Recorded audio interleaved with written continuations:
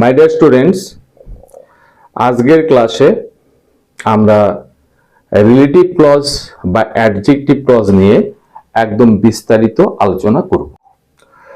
তো তার আগে আমি একটু বলে নিই যে রিলেটিভ ক্লজে দুটো সেন্টেন্সকে জয়েন করতে বা যুক্ত করতে যে সমস্ত লিঙ্কিং ওয়ার্ড বা লিঙ্কার্স দরকার হয় তার একটা লিস্ট আমি এখানে দিয়ে দিয়েছি।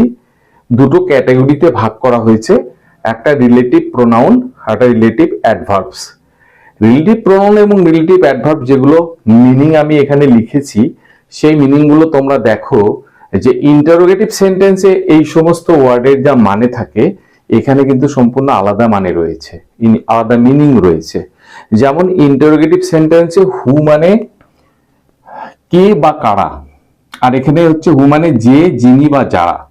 ইন্টারোগেটিভ সেন্টেন্সে হুম মানে কাকে বা কাদেরকে, আর এখানে হুম মানে যাকে বা যাদেরকে। ইন্টারোগেটিভ সেন্টেন্সে হুজ মানে কার, আর এখানে হুজ মানে যার বা যাদের।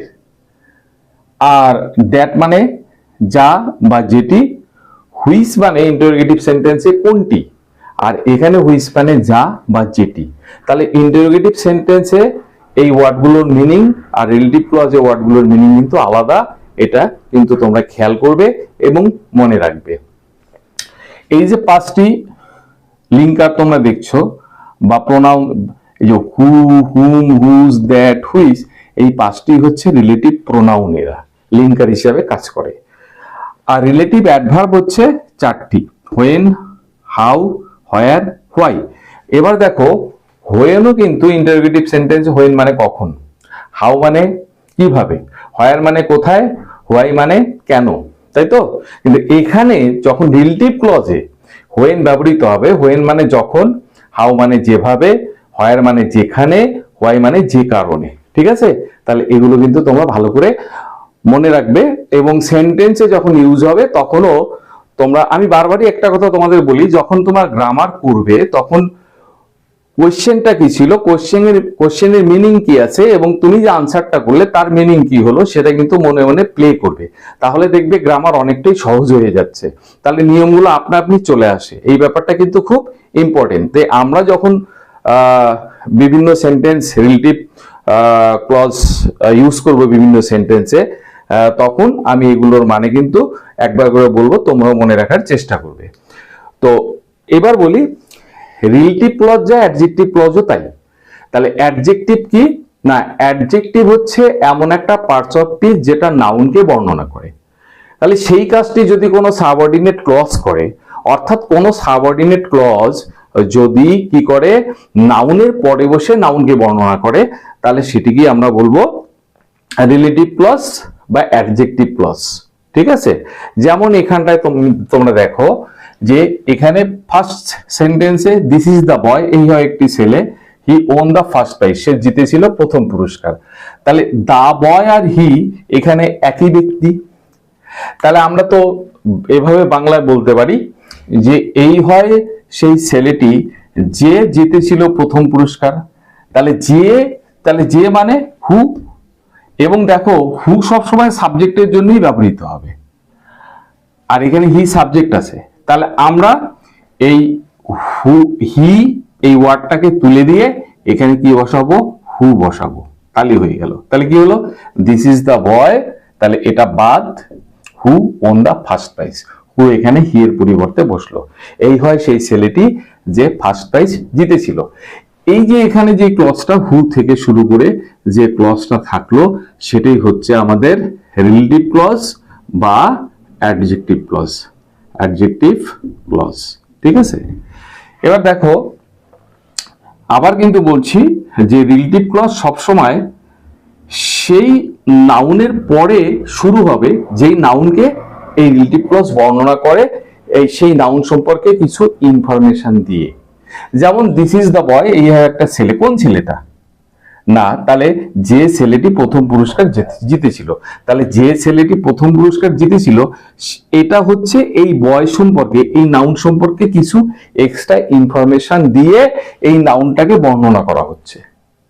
তাহলে নাউন বর্ণনাকারী ওয়ার্ডকে আমরা বলি হচ্ছে অ্যাডজেক্টিভ, আর নাউন বর্ণনাকারী কোনো ক্লজকে আমরা বলি অ্যাডজেক্টিভ ক্লজ বা রিলেটিভ ক্লজ।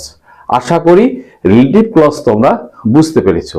আর এর আগে নাউন ক্লজ একটা ক্লাসে করিয়েছি, যেখানটা আমি বলেছিলাম যখন একটা সাবঅর্ডিনেট ক্লজ নাউনের মতো কাজ করবে সেন্টেন্সের মধ্যে তখন সেটা হয় নাউন ক্লজ। আবার যখন আমরা অ্যাডভার্বিয়াল ক্লজ করব, যখন কোনো ক্লজ একটা সেন্টেন্সের মধ্যে অ্যাডভার্বের মতো কাজ করবে, মানে সাবঅর্ডিনেট ক্লজ যখন অ্যাডভার্বের মতো কাজ করবে তখন সেটা হবে অ্যাডভার্বিয়াল ক্লজ, যেটা নিয়ে আমরা পরের ক্লাসে নিশ্চয়ই আলোচনা করব। ঠিক আছে, এবার লক্ষ্য করো তোমরা বোর্ডে 4 জোড়া সেন্টেন্স দেখতে পাচ্ছ।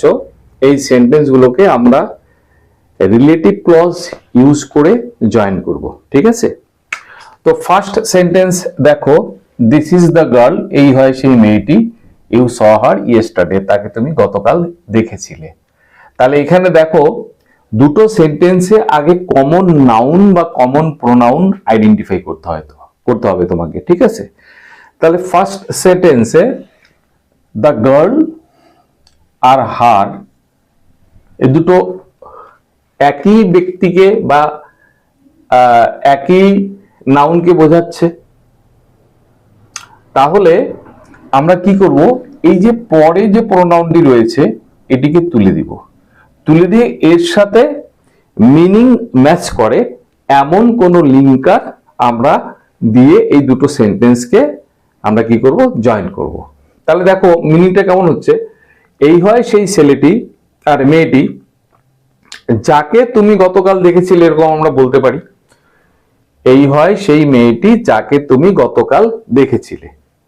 তাহলে তাকের পরিবর্তে, হার মানে তাকে, ইউ স হার ইয়েস্টারডে, তুমি তাকে গতকাল দেখেছিলে, তাহলে তাকের পরিবর্তে যাকে বসাবো, যাকে মানে হুম, তাই তো। তাহলে আমরা কি করব, এই হারটাকে তুলে দিব আর এখানে কি গালের পরিবর্তে গালের পরে একটা হুম বসাবো। তাহলে আমরা আনসারটা কি হবে, দিস ইজ দ্য গার্ল হুম, এই হয় সেই মেয়েটি যাকে তুমি দেখেছিলে, ইউ স ইয়েস্টারডে। তাহলে এখানে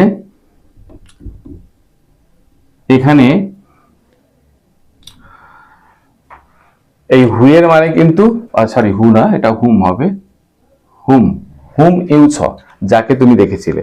তাহলে আমি হুম মানে যাকে, তাই হলো তো। আর এখানে দেখো যখনই আমি হুম বসিয়েছি তখনই কিন্তু হারকে তুলে দিয়েছি, এই আমার আনসার থেকে হার বাদ পড়েছে, কারণ হারের পরিবর্তেই হুম বসেছে। কেননা এটার মানে ছিল এই হয় সেই মেয়েটি যাকে আমি গতকাল দেখেছিলাম। তাহলে যাকে আমি দেখেছিলাম তাকে গতকাল হার যদি রাখি তাহলে সেরকম মানে হয়ে যাবে, তাহলে কিন্তু ভুল হয়ে যাবে।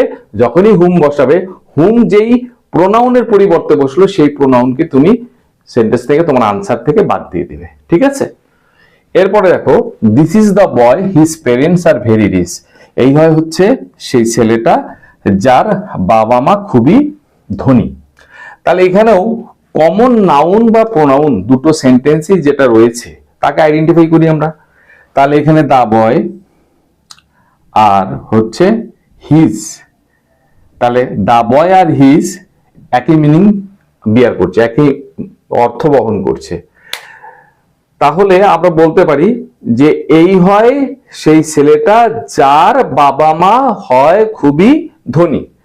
তাহলে তার পরিবর্তে যার বসাচ্ছি, যেমন এখানে ছিল যাকে, মানে তাকের পরিবর্তে আমরা যাকে বসালাম, তাহলে এখানে তার পরিবর্তে আমরা যার বসাবো। এই হয় সেই ছেলেটা যার বাবা মা হয় খুবই ধনী। তাহলে যার মানে তাহলে হুজ, আমরা হুজ বসাবো। তাহলে যখনই হুজ বসাবো বয়ের পরে তখন কিন্তু হিজ তুলে দিব। আর লিঙ্কারটাকে কিন্তু সবসময় আমরা কি করব, নাউন, যেই নাউনকে আমরা ওই ক্লজ দিয়ে বর্ণনা করছি সেই নাউনের ঠিক পাশেই বসাবো। তাহলে আমরা লিখতে পারি দিস ইজ দা বয়, তাহলে হিজটা উঠে গিয়ে কি বসবে, হুজ বসবে, whose parents are very rich. এই হয় সেই ছেলেটি যার বাবা মা খুবই কি ধনী। Third sentence, third pair of sentence দেখো, I bought a pen, it is red in colour. আমি কি করেছিলাম, একটা কলম কিনেছিলাম যেটা হচ্ছে রেড ইন কালার মানে লাল রঙের। তাহলে আবার কমন নাউন বা কমন নাউন প্রোনাউন যেটা দুটো সেন্টেন্সই রয়েছে সেটা আইডেন্টিফাই করো। তাহলে আ পেন আর ইট এই দুটো একই। তাহলে আ পেন হচ্ছে নাউন, এটাকে রেখে আমরা ইটটাকে তুলে দেব। তাহলে দেখো, আমি কিনেছিলাম একটা কলম যেটি হয় লাল রঙের। তাহলে যেটি হচ্ছে দ্যাট বা হুইচ, যে কোনো একটা আমরা ব্যবহার করতে পারি যেটি বোঝাতে। কিন্তু এরপরে আমরা যখন ডিফাইনিং এবং নন ডিফাইনিং ক্লজ আমরা শিখবো এরপরই আজকের ক্লাসেই, তখন দেখবো যে সাধারণত এটা প্রচলিত নিয়ম যে ডিফাইনিং ক্লজ হলে আমরা দ্যাট ইউজ করি, নন ডিফাইনিং ক্লজ হলে আমরা হুইচ ইউজ করি। তবে এটা কোনো হার্ড অ্যান্ড ফাস্ট রুল নয়, আমরা দ্যাট বা হুইচ যেখানে যেটাই ইউজ করি। তোমরা অন্তত ক্লাস 8 থেকে মাধ্যমিক পর্যন্ত যারা আছো তাদের ভুল হিসাবে এটাকে নেওয়া হয় না সাধারণত, ঠিক আছে? তাহলে আমরা কি করব, আমি কিনেছিলাম একটা কলম, আই বট আ পেন, যেটা হয় লাল রঙের। তাহলে which is red in colour. তাহলে এখানে দেখো আমার which is red in colour এইটুকু কিন্তু হচ্ছে আমার রিলেটিভ ক্লজ বা অ্যাডজেক্টিভ ক্লজ। এখানেও কিন্তু whose parents are very much rich, এটা হচ্ছে রিলেটিভ ক্লজ বা অ্যাডজেক্টিভ ক্লজ। আর এখানে হচ্ছে হুম ইউ স ইয়েস্টারডে, এটা হচ্ছে রিলেটিভ ক্লজ বা অ্যাডজেক্টিভ ক্লজ, এবং এটা প্রত্যেকই হচ্ছে সাবঅর্ডিনেট ক্লজ, তাই তো? এবং প্রত্যেকটা ক্লজ দেখো, যেহেতু এটা রিলেটিভ ক্লজ, প্রত্যেকটা ক্লজ যেই নাউনকে বর্ণনা করছে, যেই নাউন সম্পর্কে ইনফরমেশন দিচ্ছে, ঠিক তারপরেই কিন্তু ক্লজটা ইন্ট্রোডিউস হচ্ছে প্রত্যেকটা ক্ষেত্রে। কখনোই সেই নাউন থেকে দূরে যখন এই ক্লজটাকে ইন্ট্রোডিউস করবে, তখন অন্য একটা ভুল নাউনের পরে যদি এটা চলে যায়, তাহলে কিন্তু সেই নাউনকেই নাউন সম্পর্কে ইনফরমেশন দিচ্ছে বলে মনে হবে, তখন সেটা কিন্তু ভুল হবে। আমি পরে একটা সেন্টেন্স নিয়ে সেটা তোমাদের ঠিকঠাক বুঝিয়ে দেব, ঠিক আছে?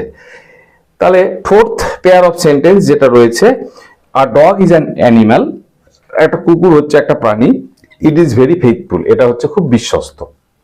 তাহলে আমাদের কমন যে ওয়ার্ড সেটা হচ্ছে অ্যান অ্যানিম্যাল এবং ইট, এই দুটো।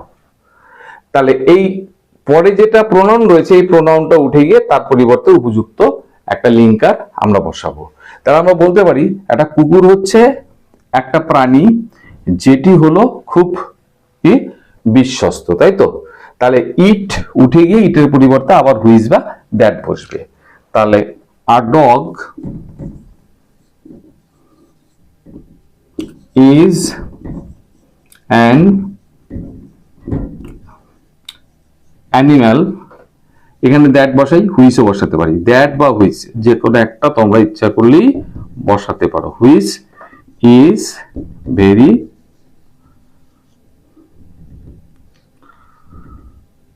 Faithful.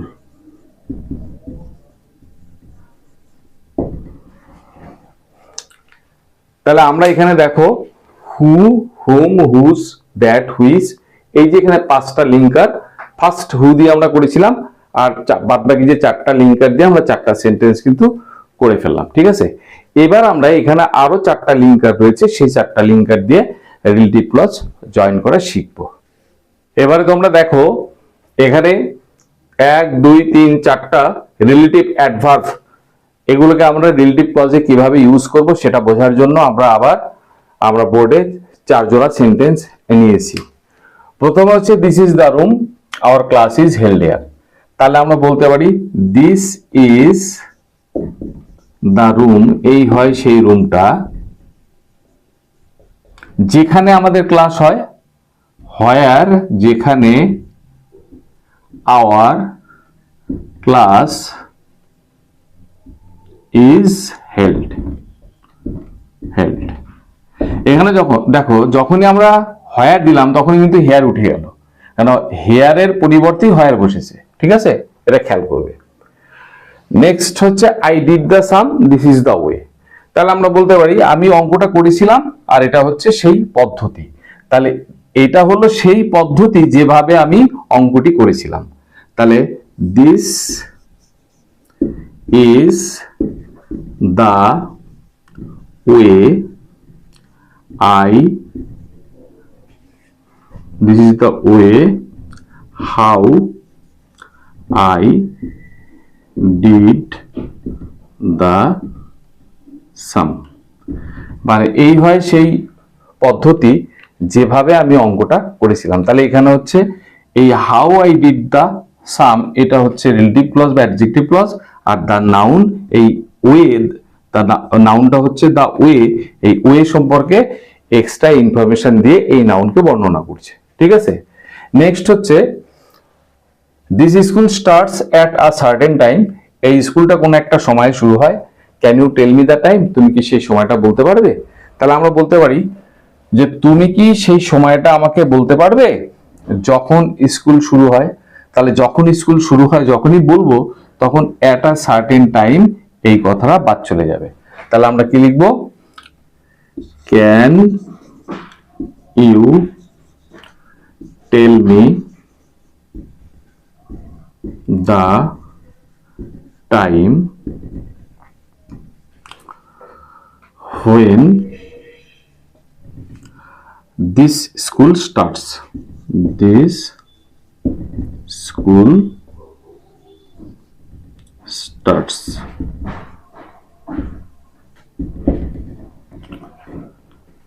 Next, he failed, this is the reason, সে ব্যর্থ হয়েছিল, ফেল করেছিল, এটা হলো কারণ। তাহলে আমরা বলতে পারি এটা হলো সেই কারণ, এটা হলো সেই কারণ যার জন্য সে ফেল করেছিল। তাহলে this is the reason why he failed. এবার এই সেন্টেন্স গুলো আর একটা মজার ব্যাপার হচ্ছে যে আমরা কিন্তু এখানে যদি দেখো এই দা রুম কথাটাকে তুলে দিই এখান থেকে, এক মিনিট,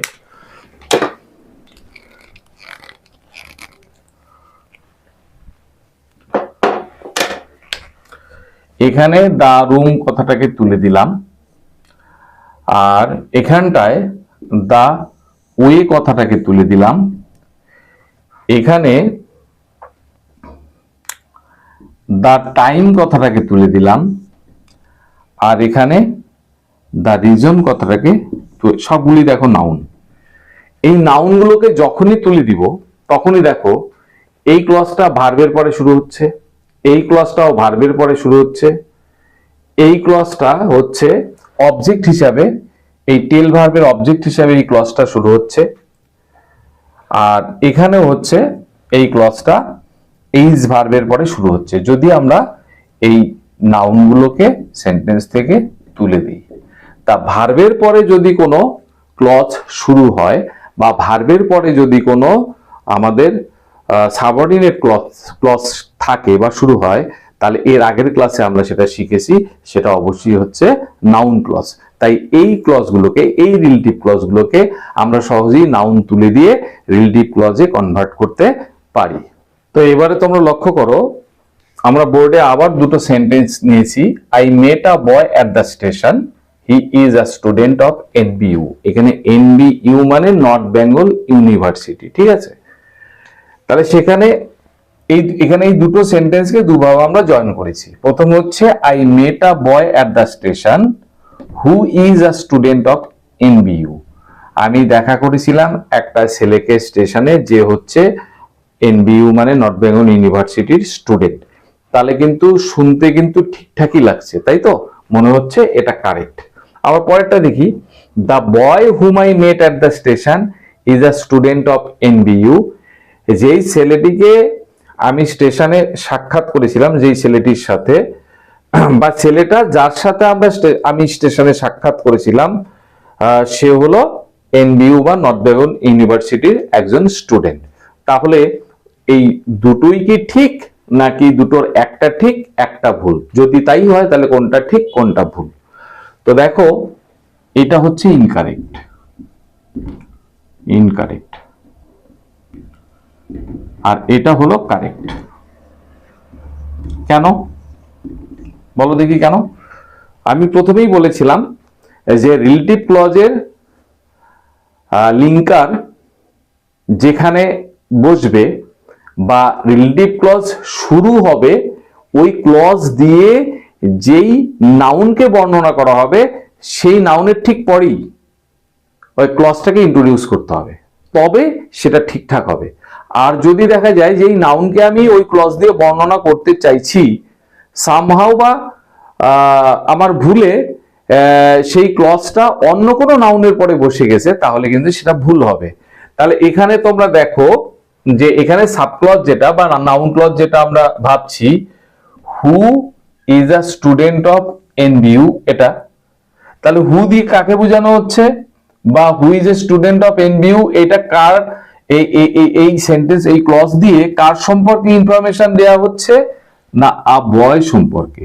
আবার হু দিয়ে কিন্তু বয়কেই বোঝানো হচ্ছে, তাই হুটা যদি বয়ের পরে সামহাও আমরা বসাতে পারতাম তাহলে আমাদের এই সেন্টেন্সটা কারেক্ট হতো।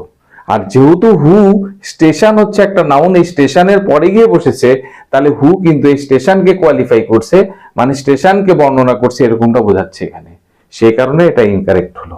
আর এখানটায় যদি আমরা কারেক্ট করবো কিভাবে, the boy hmm I met at the station is a student of NBU, তাহলে হুম বলতে এই ছেলেটাকেই বোঝাচ্ছে, বয়কেই বোঝাচ্ছে। তাহলে এই whom I met at the station, এই গোটাটা হচ্ছে আমাদের কি রিলেটিভ ক্লজ, যেটা বসলো তারপরে দা বয় যে নাউন তারপরে, এবং এই নাউনকে কিন্তু বর্ণনা করছে। আর এইটা হচ্ছে main clause, the boy is a student of NBU, এটা মেইন ক্লজ, এটা সাব ক্লজ, এবং সাব ক্লজটা হচ্ছে আমাদের রিলেটিভ ক্লজ। এইভাবে এটা মনে রাখবে যে রিলেটিভ ক্লজে আমরা রিলেটিভ ক্লজ দিয়ে যেই নাউনকে বোঝাবো রিলেটিভ ক্লজকে ঠিক সেই নাউনের পর থেকে কিন্তু শুরু করব। এটা কিন্তু খুব ইম্পর্টেন্ট জিনিস, তোমরা সকলে মনে রাখবে। এবারে আমরা ডিফাইনিং রিলেটিভ ক্লজ এবং নন ডিফাইনিং রিলেটিভ ক্লজ সম্পর্কে শিখব। তো ডিফাইনিং রিলেটিভ ক্লজ কি করে, যেই নাউনকে সেই রিলেটিভ ক্লজ বর্ণনা করবে সেই নাউন সম্পর্কে, সেই নাউনকে আইডেন্টিফাই করতে বা চিহ্নিত করতে একদম প্রয়োজনীয় নেসেসারি বা এসেনশিয়াল ইনফরমেশন সেই ক্লজটা প্রোভাইড করবে। মানে যদি কোনো রিলেটিভ ক্লজ যেই নাউনকে বর্ণনা করে সেই নাউন সম্পর্কে একদম এমন কিছু তথ্য দেয় বা ইনফরমেশন দেয় যেটার সাহায্যে আমরা সেই নাউনটাকে আমরা আইডেন্টিফাই করতে পারি বা চিনতে পারি, তাহলে সেই ক্লজটাকে রিলেটিভ ক্লজটাকে আমরা বলবো ডিফাইনিং রিলেটিভ ক্লজ। কেননা ওই ক্লজটা কি করছে, যেই নাউনকে বর্ণনা করছে সেই নাউনকে ডিফাইন করছে, নির্দিষ্ট করে দিচ্ছে, সেই জন্য সেটাকে বলা হয় ডিফাইনিং রিলেটিভ ক্লজ। আর যদি এমন রিলেটিভ ক্লজ হয় যে যেটি জাস্ট যেই নাউনকে রিলেটিভ ক্লজ বর্ণনা করছে সেই নাউন সম্পর্কে এক্সট্রা কিছু ইনফরমেশন দিচ্ছে, যেই ইনফরমেশন ওই নাউনকে আইডেন্টিফাই করতে কোনোভাবেই দরকার হয় না, প্রয়োজন হয় না, সেরকমটা যদি বোঝায় তাহলে আমরা বলবো যে ওই রিলেটিভ ক্লজটা হচ্ছে নন ডিফাইনিং রিলেটিভ ক্লজ। এখানে যেমন দেখো, my pen which is red has been lost, আমি ধরে নিলাম আমার একটি মাত্র কলম আছে এবং সেটা হচ্ছে লাল, তর্কের খাতিরে ধরে নাও। তাহলে এখানে কিন্তু ওই একটি যেহেতু কলম আছে সেটাকে আইডেন্টিফাই করার জন্য নতুন কোনো বর্ণনা বা নতুন কোনো কিছু তথ্যের প্রয়োজন নেই। তাহলে হুইচ ইজ রেড এটা জাস্ট পেন সম্পর্কে একটা এক্সট্রা ইনফরমেশন দিচ্ছে। My pen has been lost এটা বললেই হয়ে যায়, আমার কলমটি হারিয়ে গেছে। তাহলে কোন কলমটি হারিয়েছে? আছেই তো আবার একটা কলম, তাহলে ওই একটি হারিয়ে গেছে, তাহলে সেটা সম্পর্কে সেটা যে লাল ছিল সেটা বলার আর কোনো দরকার কিন্তু নেই। তাহলে হুইচ ইজ রেড এই যে ক্লজটা, এটা কিন্তু এই যে যেই নাউন মানে পেনকে বর্ণনা করছে, কিন্তু এই পেনকে আইডেন্টিফাই করার জন্য সুনির্দিষ্ট কোনো তথ্য দিচ্ছে না, এটা জাস্ট একটা এক্সট্রা ইনফরমেশন পেন সম্পর্কে, তাই এটা হচ্ছে নন ডিফাইনিং রিলেটিভ ক্লজ। এবং যেহেতু এটা এক্সট্রা, এটা তাই এটাকে এই দুটো কমা দিয়ে আমরা আলাদা করে রাখি। বুঝতে পেরেছ? আর এখানে ধরে নিলাম যে আমার একটা রেড পেন আছে, একটা ব্ল্যাক পেন আছে, আর একটা ধরো ব্লু পেন রয়েছে, এরকম তিনখানা পেন আমার রয়েছে। তো এখন এই তিনটি পেনের মধ্যে শুধু লাল পেনটা আমার হারিয়ে গেছে। তাহলে আমি যদি বলি my pen has been lost, তাহলে তিনটি পেনের ভেতরে কোন পেনটা হারিয়ে গেল সেটা কিন্তু বোঝা গেল না। তাহলে এই পেনটা সেটা কোন পেন সেটা বোঝানোর জন্য বলা হচ্ছে দ্যাট ইজ রেড। তার মানে আমার কলম যেটা হচ্ছে লাল সেটা হারিয়ে গেছে। তাহলে এই যে দ্যাট ইজ রেড, এই যে রিলেটিভ ক্লজটা যে নাউনকে বর্ণনা করছে, সেই নাউনকে কিন্তু এ চিহ্নিত করছে, আইডেন্টিফাই করছে যে ওই পেনটাই হারিয়েছে।